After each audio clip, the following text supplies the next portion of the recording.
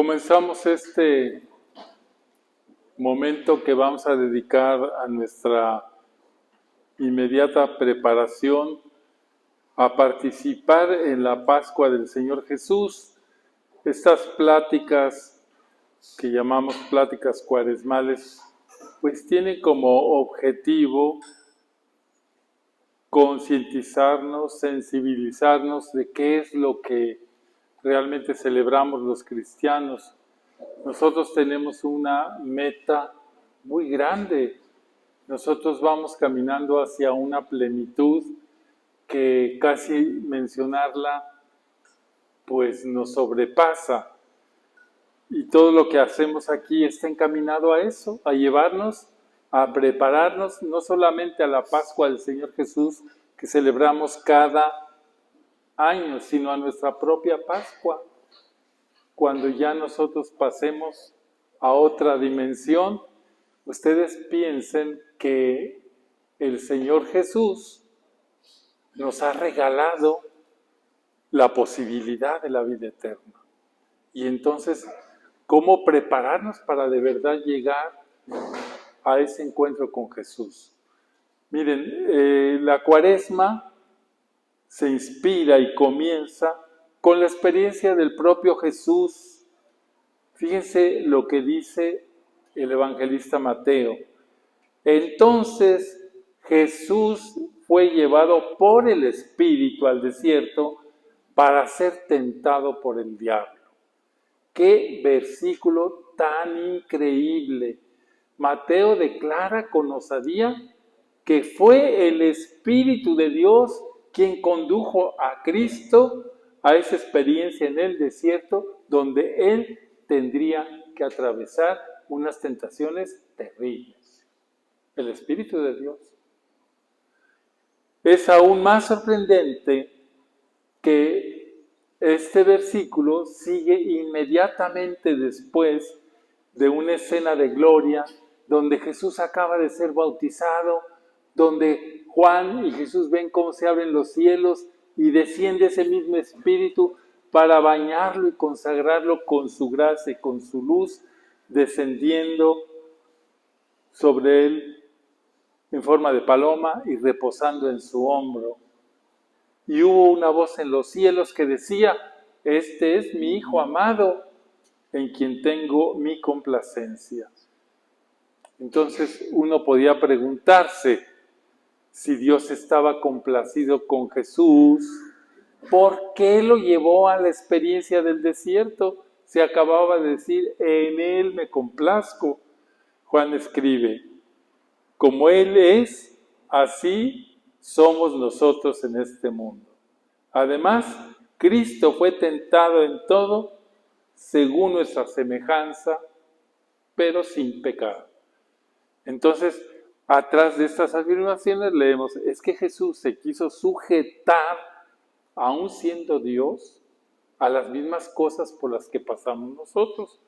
Yo sí veo sus caritas aquí de frente, los que están detrás de la cámara no lo sé, pero los veo tan inocentes, tan lindos, que no creo que nunca hayan tenido severas tentaciones. Pero Jesús sí quiso tenerla por aquellos que son muy pecadores, por toda la raza humana. Entonces, el mensaje de la Escritura es que todos los que están en Cristo experimentarán una experiencia de prueba, tal como lo hizo Jesús, porque Él es el hombre con mayúscula, el modelo del hombre, es el nuevo Adán.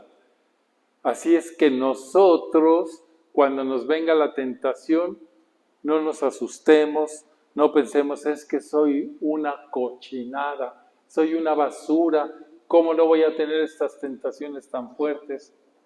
Pues no es propiamente porque seas así, sino es porque Dios nos ha querido dar la forma de enfrentar una cosa que es inherente a nuestra condición humana. La inclinación al mal y la tentación del pecado. Así es que todos vamos a sufrir eso. Pero lo interesante aquí es la manera como Jesús se enfrenta a esto, ¿no? Retirarse, dejar la ciudad, dejar la aldea y aún el campo. Ir al desierto es allá donde el Espíritu lo lleva. Nosotros decimos aquí, no, pues vamos a ir al campo. Ay, pues allá nos vamos al cerro, todo verde, con cascadas, mariposas, colibríes, y abajo está el rancho de mami, dicen por ahí las Camacho. No, en el desierto no hay nada. Lugar de silencio, es un lugar apto para concentrar nuestros pensamientos y nuestros sentimientos. Y ese es el lugar que Jesús escoge para orar y reflexionar. Seguramente Jesús, como un buen hebreo, conocía el Salmo 63, que dice, cuando estaba en el desierto de Judá, oh Dios, tú eres mi Dios, temprano te buscaré, mi alma tiene sed de ti, mi carne te anhela en tierra seca y árida donde no hay agua, para poder ver tu poder y tu gloria. O sea, estar en el desierto ayuda a sentir sed, no solamente una sed física, sino una sed de Dios. Entonces hay ustedes costarricenses, pobrecitos que nunca van a ver lo que es un desierto, puro verde, pura mata verde, por dicha, pura vida. Por otro lado, el desierto es uno de esos lugares en donde se manifiesta el vacío existencial. Es el lugar en donde podemos decir, la tierra no ha sido bendecida. Ahí el agua escasea y la vida se pone en riesgo. Váyase usted un día entero a un desierto, pues nosotros leemos y oímos las noticias de esos emigrantes que pasan de Centroamérica y van cruzando, y a la hora que llegan al desierto de Arizona, allí entre México y Estados Unidos, muchos mueren. Es un lugar completamente inhóspito. Y allí en el desierto, el pueblo judío había peregrinado durante 40 largos años. Casi se piensa que dando vueltas por el mismo sitio. ¿Quién camina 40 años si no es que están dando vueltas como los cuyos en la rueda esa que da vueltas, o los hámsters? Ahí, en el desierto, para el pueblo de Israel habían pasado dos cosas. Dios se había manifestado claramente en el día a través de una columna de nube que los guiaba, y en la noche como una columna de fuego que orientaba al pueblo durante el momento en donde no había luz solar. Ahí en el desierto había recibido el pan del cielo, el maná que les impidió morir, y también habían experimentado hasta el hartazgo con aquella bandada de codornices que les dio fuerza para seguir el camino. Y también habían sido salvados de morir de sed, y también habían salvados de morir de las serpientes, como leímos en el texto de hoy. Y también habían,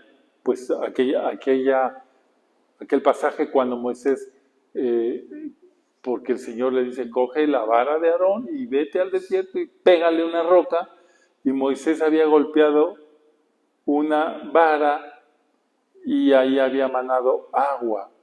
O sea, el lugar del desierto era un lugar donde la gloria, el poder de Dios se manifestaba. Pero también el desierto era el lugar de la tentación y de la rebelión. Apenas salido de Egipto, ante el desierto que los rodeaba y en ausencia de Moisés, rápidamente se organizan y juntaron todo el metal que tenían. Usted tiene una muela de oro, sáquesela para hacer el becerro. Usted su pulsera, sus aretes, Y entonces ahí se hicieron un becerro de oro y lo adoraron. Y no dejaron de quejarse y murmurar. ¿Cómo quisiéramos que el Señor nos hubiera quitado la vida en Egipto? Le decían los israelitas a Moisés.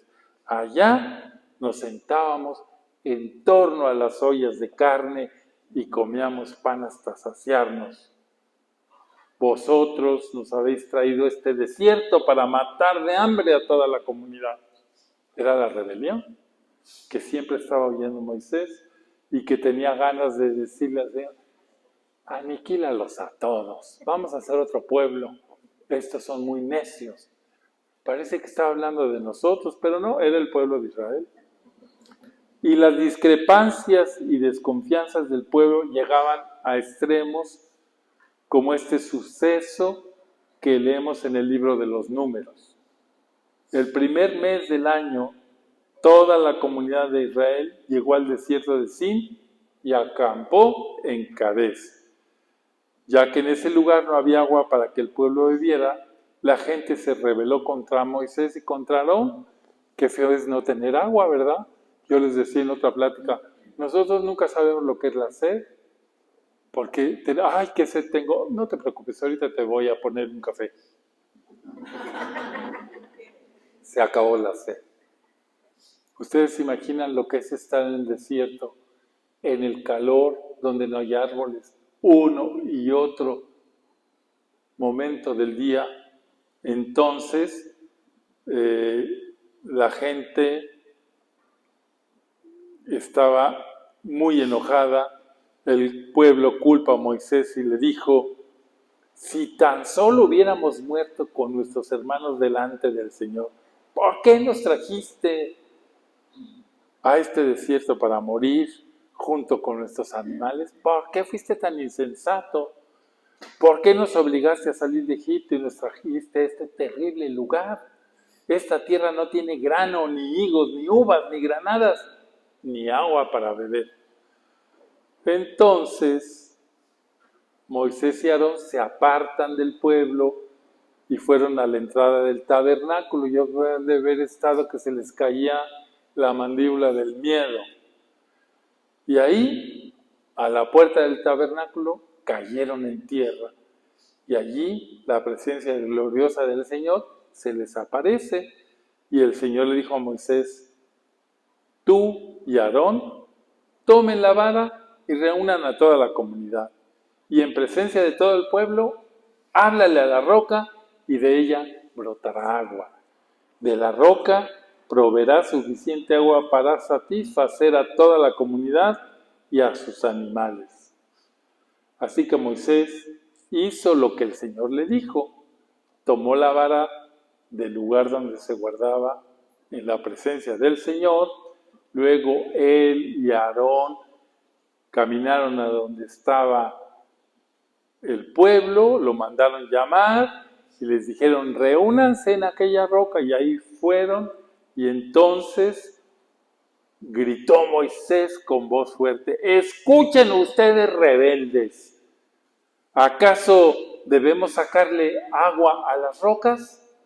Y enseguida levantó la mano y golpeó la roca 2 veces, pa, pa, con la vara, y el agua brotó a chorros. Así que toda la comunidad y sus animales bebieron hasta saciarse.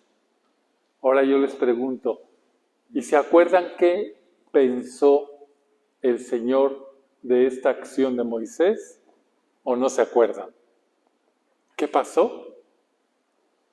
Manó agua, pero el Señor se enojó con Moisés y le dijo, tú golpeaste con la vara 2 veces la roca, no confías. Y por no confiar, tú no verás la tierra prometida. Ándale pues.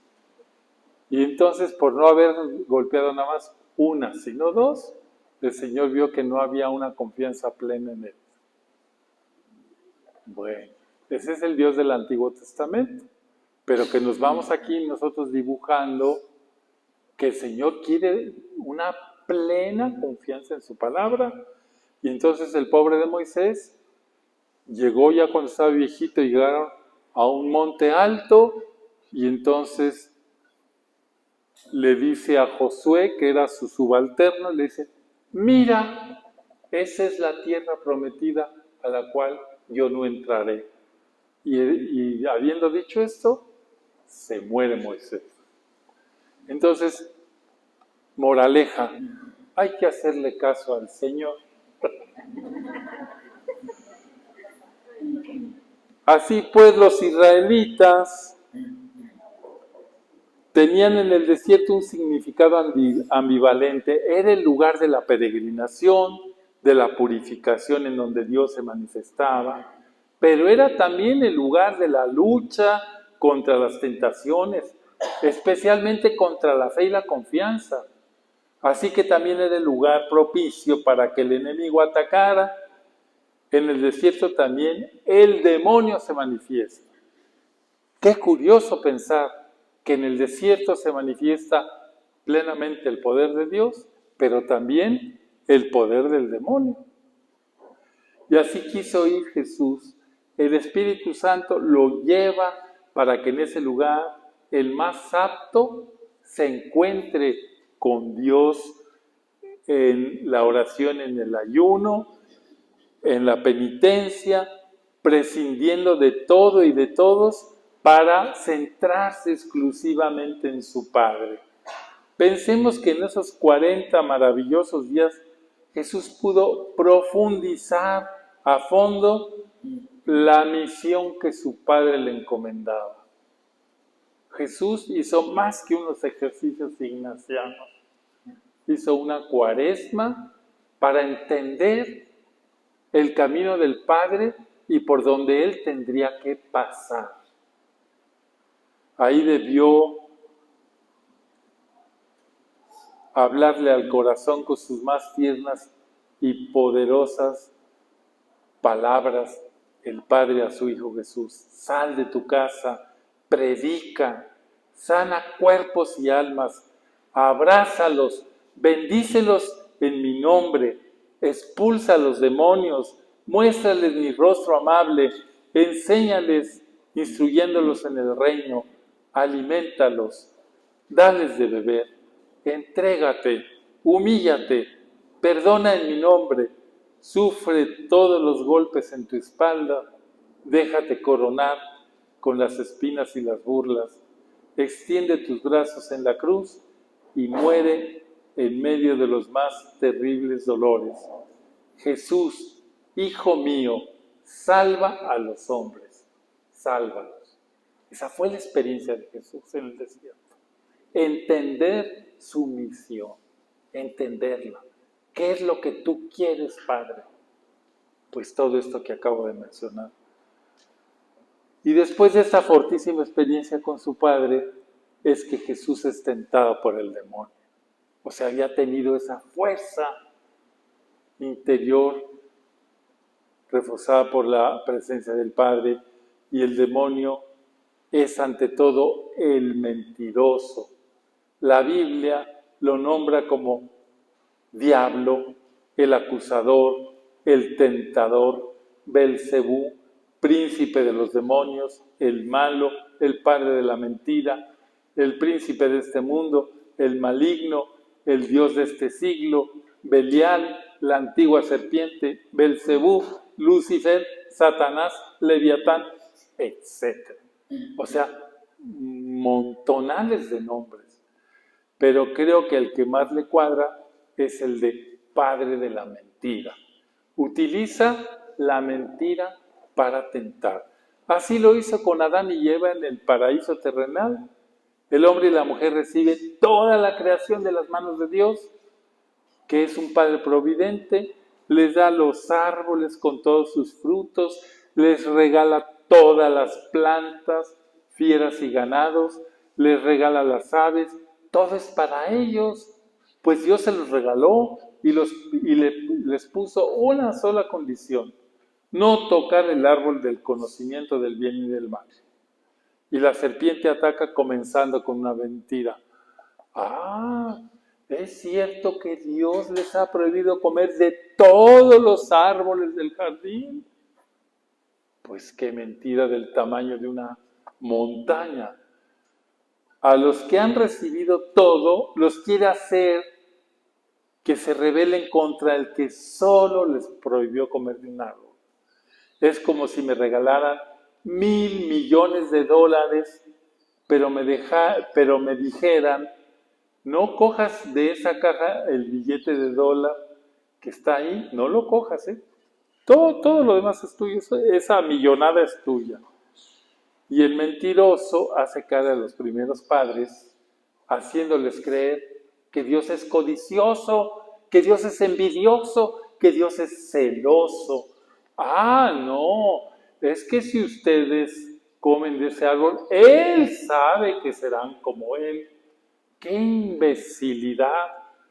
Pensar que el Dios que crea todo pueda tener envidia o celos de su criatura. ¡Qué imbecilidad! Pero el demonio es astuto. Tanto así que caen los padres, ¿verdad? No supieron resistir la tentación, pues el diablo les ofreció tramposamente algo que ya tenían, la vida divina en ellos y con ellos. Dice el texto, para darnos a entender cómo era la comunión del primer hombre y la mujer, que Dios salía a pasearse al jardín. Es decir, había una comunión y el demonio les altera todo eso. Entonces Jesús nos enseña a revertir en nuestra propia experiencia la tentación. Pues yo les diría, miren, en estas prácticas cuaresmales, pero siempre la oración es fundamental. Nosotros, para resistir la tentación, pero para vivir bien la vida, tenemos que darnos cuenta que si no oramos, nos volvemos muchísimo más frágiles. El ayuno, la penitencia, el sacrificio, nos disponen a encontrarnos profundamente con Dios. Y ya sabemos, ayunos de chismes, ayuno de imágenes, ahí estamos todo el día con el telefonito, dale, imágenes. Ayuno de pereza, ayuno de Facebook, ayuno de WhatsApp, de Instagram, ayuno de chismes. Ay, no, Padre, eso no nos lo digan nosotros, ¿no? Nunca. Ayuno de series, ayuno de pornografía y si podemos también de la comida superficial, como son pasteles, dulces, helados, chocolates, como nos gustan. Jesús tuvo hambre después de 40 días de ayuno, ¿quién no tendría? Pero el mentiroso le propone saciarse, comprobando a la vez que Él es el Hijo del Dios. Son todas las tentaciones que tenemos de hartarnos de comida, bebida, sexo, drogas y de todo aquello que nos haga sentir llenos. Jesús responde, no solo de pan vive el hombre, sino de toda palabra que sale de la boca de Dios. La pregunta sería, ¿y yo de qué quiero hartarme? ¿De qué estoy ansioso por devorar? Quisiera ser como el hijo pródigo, en mis ansias comerme hasta lo que les echan a los cerdos. Jesús nos invita, vive también de la palabra de Dios, vive de la Eucaristía. ¿Por qué tenemos tantos? Los filósofos dicen que el hombre y la mujer, ¿verdad? Desde luego, lenguaje inclusivo. El hombre y la mujer somos puro deseo. Eso dice. La pregunta es, ¿de qué deseo hartarme yo? Para que el Señor me enseñe a decir, no solo de pan vive el hombre.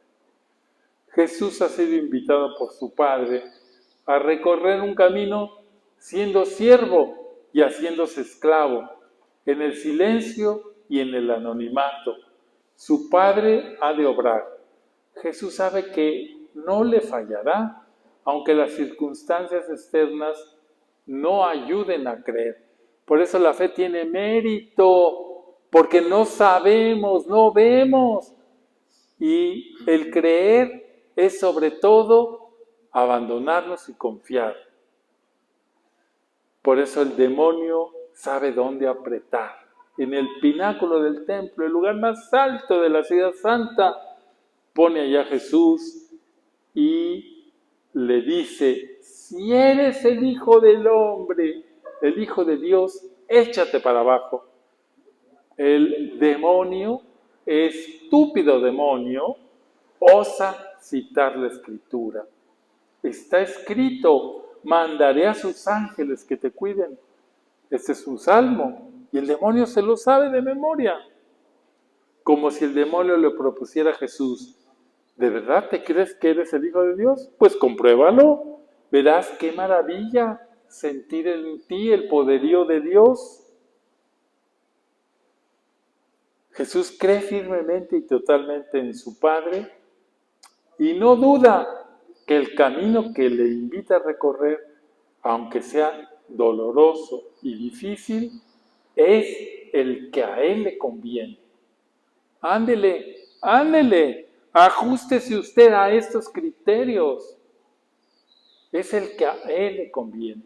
¿Cuántas veces nosotros quisiéramos sentarnos con el Padre Eterno delante y decirle: a ver, rectifica, ¿por qué hiciste esto? ¿Por qué hiciste esto? ¿Por qué te llevaste a mi abuelita de 99 años? ¡Qué injusto eres!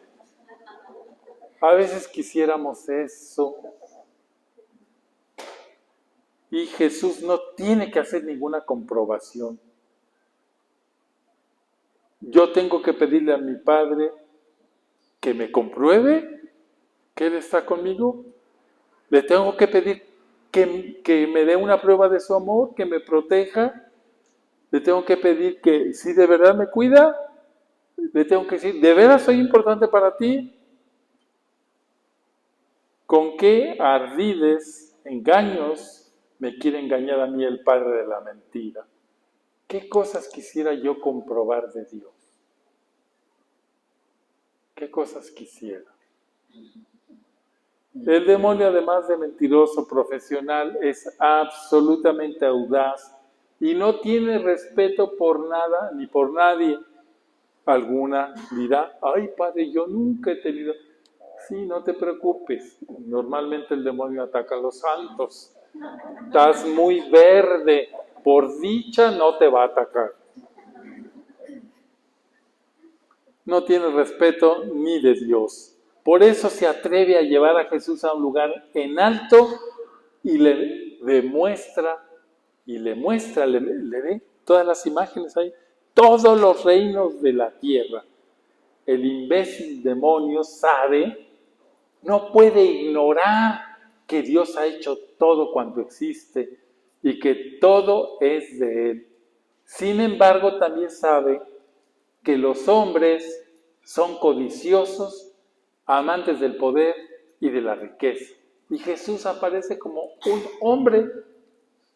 Entonces el engañador conoce que el hombre es capaz de todo fraude y corrupción con tal de alzarse sobre los demás y mandarlos. El poder es la droga más fuerte y la que más pudre el corazón. Los hombres en el poder pueden terminar creyendo que están ahí porque son los mejores, los más sabios, los más adecuados, los que se lo merecen. Vean qué pasa con nuestra clase política. Una panda de ladrones ignorantes que se sienten intocables. No tienen humildad. Habrá sus excepciones, no lo dudo, pero por lo general todos los países están sufriendo siempre el desajuste, la corrupción, la prepotencia, aunque ustedes tengan ese barniz de democracia, todo el tiempo hay una corrupción. Y es porque el poder es muy poderoso para pudrir el corazón. Entonces, Cristo siendo de condición divina, a ver, el demonio, ¿cómo pudo ignorar esto? Que Cristo siendo de condición divina, no se aferró a su categoría de Dios, al contrario, se humilló. Entonces, Él, Jesucristo, no quiso y no deseó tener poder alguno, y nos enseñó a buscar el reino de Dios y su justicia, a priorizar a Dios en nuestras vidas. ¡Qué osadía la de Satanás! Pedirle al Dios que ha creado todo el universo que se arrodille para adorarlo. Jesús lo increpa: aléjate de mí, Satanás. Está escrito: solo al Señor tu Dios adorarás y ante Él te postrarás y solo a Él servirás. Jesús nos enseña a rechazar toda tentación. Y ahora la pregunta fuerte para nosotros es: ¿yo ante qué Dios me postro? Miren, aquí habría que abrir un paréntesis. Aquí, voy a decir unas cosas bárbaras. Aquí, si hay algo disfuncional, son las familias. Ya para qué les hago una historia de cómo son. Pero si hablamos de la familia, ustedes le ponen un altar a la familia. Y la familia, y se olvidan de que por encima de la familia está Dios. Y una familia no puede estar ordenada si no está Dios primero. ¿Entendido? Si no está Dios primero. Y yo vengo de una familia muy unida, pero por encima de la familia está Dios. Es que mi nietecito. Bueno, simplemente no nos podemos postrar ante otro Dios que no sea la Santísima Trinidad. Ni el dinero, mucho menos, pero ni la familia, ni el esposo, ni los hijos, ni los nietos, ni los perritos. No, pues nos da risa, pero estamos yendo a unos extremos que uno dice: aléjate de mí, Satanás, solo al Señor tu Dios, a Él servirás. Qué poderoso interés me lleva a mí a doblar la rodilla, la voluntad, el corazón ante alguien que no sea Dios. Cuando veo oportunidades que requieren algún acto de corrupción, cedo. Bueno, saber hacer el desierto, hacerlo para tomar conciencia. Pero digo, usted, pues no, materialmente ir al desierto, pues no. Pero Jesús nos enseñó que yendo al desierto se puede orar, interiorizar, reflexionar.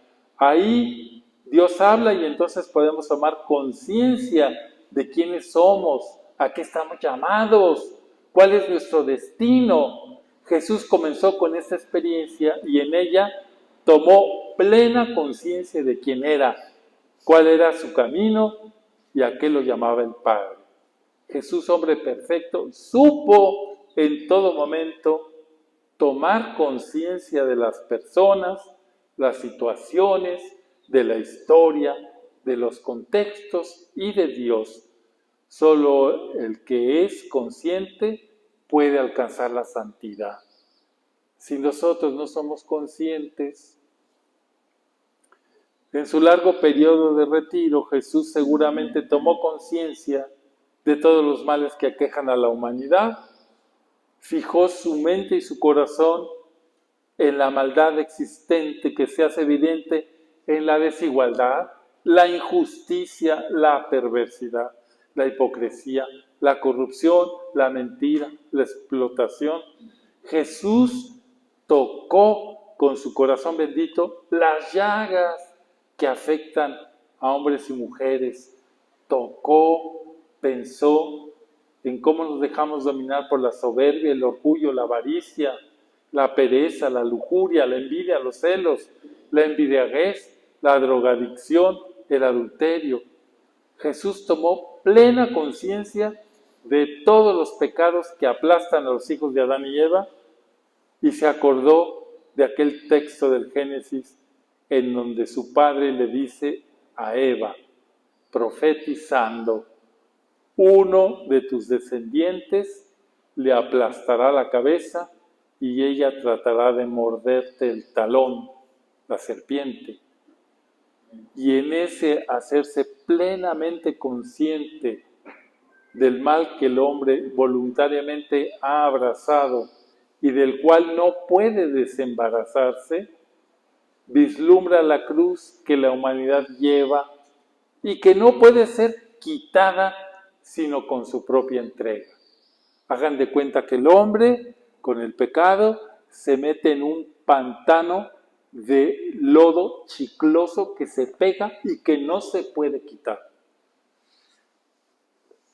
Pero Jesús entiende durante esa estancia en el desierto que Dios quiere que Él cargue la cruz de la humanidad, que muera en ella para poder limpiarla del pecado. Ahora la pregunta es, ¿y yo sé cuál es mi cruz? ¿Soy consciente del mal que me aqueja, de la cruz que cargo por mi debilidad y mi pecado? ¿Soy consciente de que Jesús nos ha dicho, el que me quiera seguir y se niegue a sí mismo, que tome su cruz de cada día y me siga? ¿Conozco el valor de la cruz redentora de Jesús? Pues a nosotros, nuestra espiritualidad nos anima a llevar la cruz como Jesús nos enseñó a llevarla, con amor. Nadie se salva si no es por la cruz. Nadie. Veamos la cruz del apostolado. Es una gran cruz, pero que no termina en muerte, sino en vida. Toda ella está llena de vida y de luz. Es una cruz permeada por la esperanza y el amor. Por eso solemos representarla llena de color. Nuestra cruz no termina en la muerte, sino que es el instrumento para entrar en la vida plena.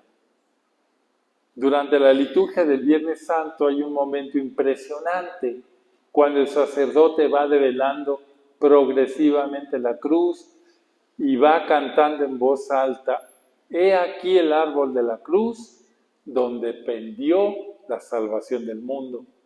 Se descubre el signo de nuestra salvación de los hombres para que adoremos ese misterio. Nosotros sabemos cuán ignorado es este misterio, hasta por nuestros propios familiares o por la gente que nos rodea.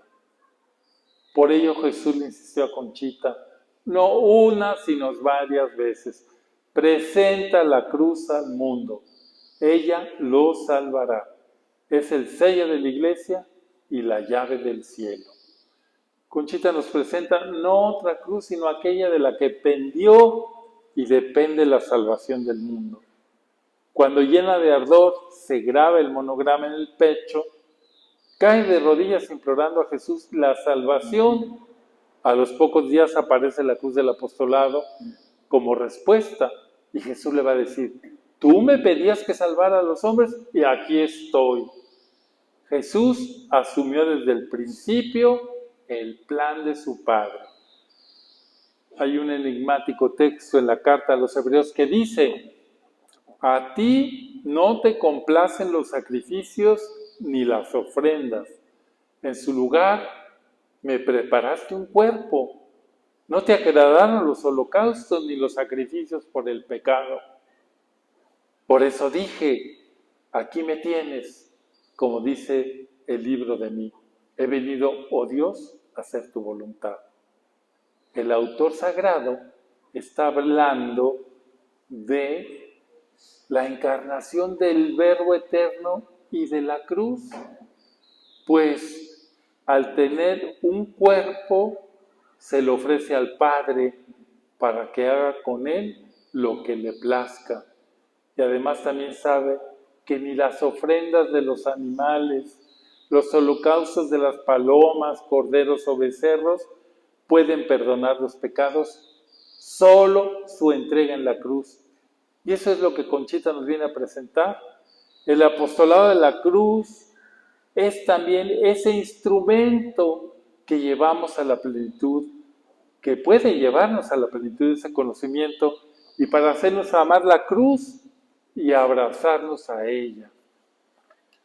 Y ya lo sabemos, Hay cruces que llevan a la vida y cruces que llevan a la muerte. Habrá quien diga y con razón, ay, mi alcoholismo es una cruz. Y efectivamente lo es. Lo que no tendría razón es en abrazarse de esa cruz, sino en quitarla, porque esa es una cruz de muerte. Habrá otra persona que diga, eso de tener dos mujeres es una verdadera cruz. Y tendrá razón. Si con una es una cruz, pues con dos es pesadísimo. Pero debe dejar al amante y llevar como Dios manda su matrimonio. Habrá quien también piense, desviar dinero de las cuentas que administro es un martirio para ocultar que nadie se entere. Es una cruz. Claro, la mentira y el engaño tienen las patas muy cortas. Por eso debe desecharla para abrazar la cruz de la honradez y el respeto a los bienes ajenos. Yo tengo un carácter horrible, esa es mi cruz. Puede decirse uno o una y decirle al marido o a la esposa, pues así me conociste y no voy a cambiar. En lugar de poner tu cruz a los demás con tu mal carácter, cambia, véncete, sé positivo, sé positiva, ve las cosas con alegría y gratitud y que tu cruz sea vencerte por amor a los demás y amor a Jesús.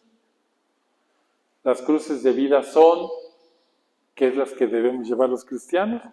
El compromiso con Dios y con mi familia, el ser responsables aun cuando los otros no lo sean. ¿Cuántas veces uno oye, ay, es que sí, padre, pero es que fulana y me... A ver, chiquita, tú desengánchate de lo que hacen los demás. ¿Tú quieres responder? Responde. Si te vas a condicionar a lo que hacen los otros, pues no vas a hacer nada. Llevar con paciencia las limitaciones de los demás, sin proferir quejas e insultos. Es que esta vieja ya no la aguanto. La cruz de cargar la injusticia que se comete contra los débiles y ayudarlos, visitar enfermos, enseñar, servir. A veces es una cruz, pero la cruz es siempre un privilegio, pues es la que Cristo cargó primero. Cruz de muerte, no. Cruz de vida, sí. Que sea la de nuestro Señor Jesucristo. Termino con estos himnos que se cantan en el Viernes Santo y que son una alabanza a la cruz. No es que estemos adorando unos palos. Nosotros adoramos el misterio de la crucifixión, de que Jesucristo escogió un madero porque, como dice los padres de la iglesia, donde el hombre fue vencido en un madero, en el árbol del bien y del mal, en un madero fue vencido en la cruz. Brazos rígidos y yertos por dos garfios traspasados, que aquí estáis por mis pecados, para recibirme abiertos, para esperarme clavados. Cuerpo llagado de amores, yo te adoro y yo te sigo. Yo, Señor de los señores, quiero partir tus dolores subiendo a la cruz contigo. Quiero en la vida seguirte y por tus caminos irte, alabando y bendiciendo y bendecirte, sufriendo y muriendo, bendecirte.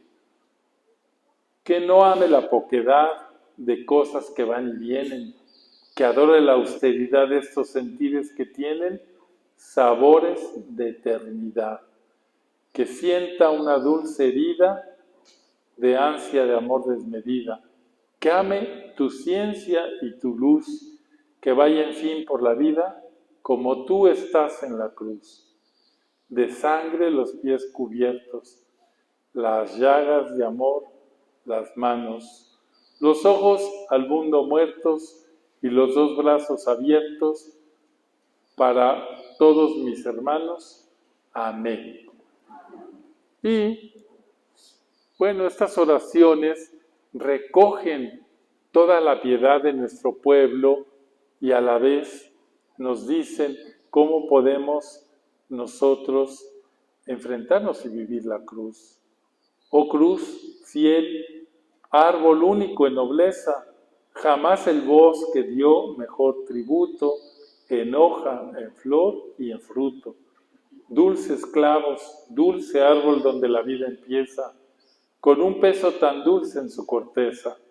Cantemos la nobleza de esta guerra, el triunfo de la sangre y del madero, y un Redentor que en trance de cordero, sacrificado en cruz, salvó la tierra. Al Dios de los designios de la historia, que es el Padre, Hijo y Espíritu, alabanza al que es la cruz, devuelve la esperanza de toda salvación. Honor y gloria. Amén. Bueno, ahora, ya no hay una diapositiva más, la chica no anotó, pero ustedes traen su cuadernito y su hoja. El ejercicio para nuestra plática es el siguiente. En tu cuaderno de notas escribe: 1. ¿Cómo hago mi desierto para encontrarme con Dios?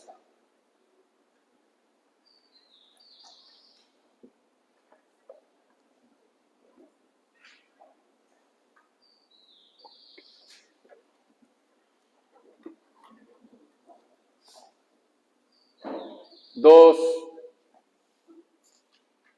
Sé orar, sé pedir, sé encontrarme con el Señor.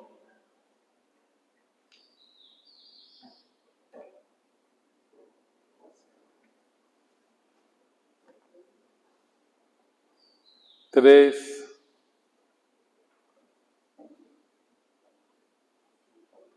Soy consciente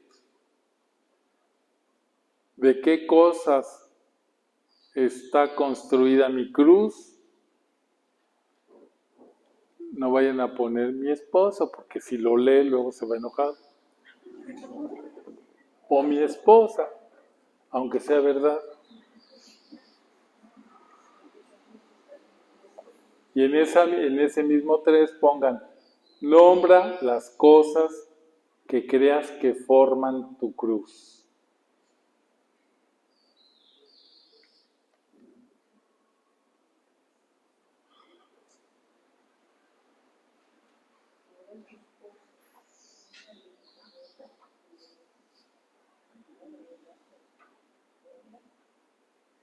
Cuatro, ¿qué elementos de la cruz que cargas en esos momentos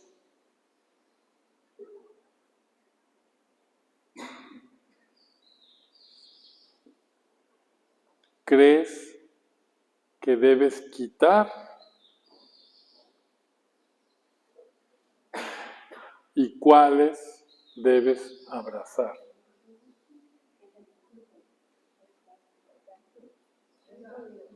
Fui muy rápido. Bueno, otra vez. ¿Qué elementos de la cruz que cargas en estos momentos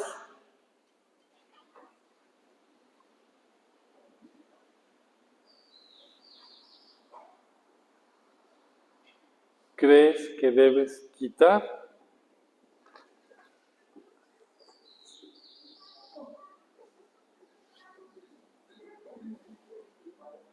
¿Y cuáles debes abrazar?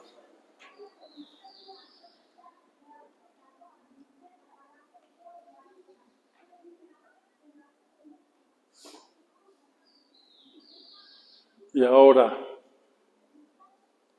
21, sacar un propósito, uno solo, de la reflexión de este día.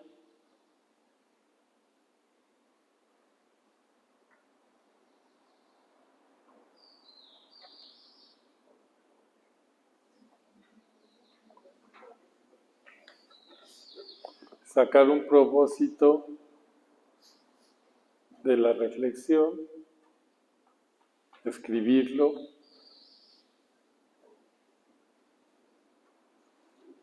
y llevarlo al sagrario.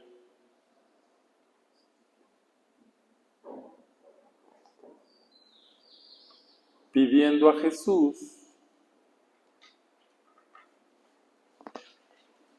que te ayude a cumplirlo. Entonces, pues allá abajo vamos a poner un canastito y ahí ustedes van allá en el sagrario, después de pensar un ratito, bajar y dejarlo ahí en el sagrario.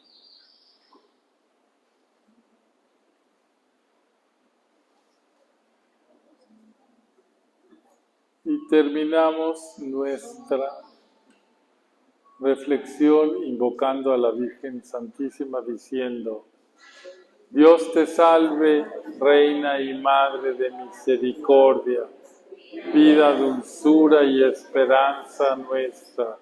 Dios te salve, a ti llamamos, los desterrados hijos de Eva. A ti suspiramos gimiendo y llorando en este valle de lágrimas. Ea pues, Señora, abogada nuestra, vuelve a nosotros y después de este destierro, muéstranos a Jesús, fruto bendito de tu vientre. Oh clemente, oh piadosa, oh dulce Virgen María. Ruega por nosotros, Santa Madre, para que seamos dignos de alcanzar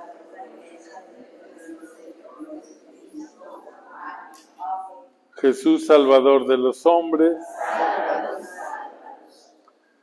Pues entonces nos vemos mañana. Que tengan un buen día.